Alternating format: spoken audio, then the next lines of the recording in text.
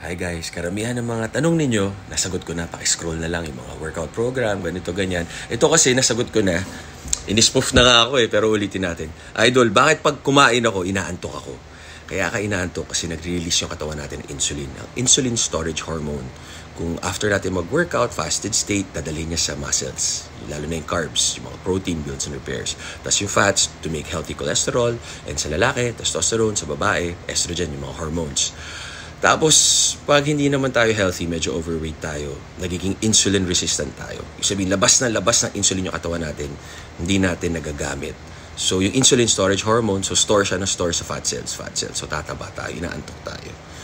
Kakakain mo lang, nagugutom ka ulit. Pero yung iba naman, pag hardworking, laborer, very active, after mo kumain, tutulog ka, nag-release tayo ng natural growth hormone, tas nagre-recover lang tayo, mga 20 minutes to 1 hour na power na pantawag doon. Tama kayo, mali ako na siya, doctor, do what works for you. Happy, healthy!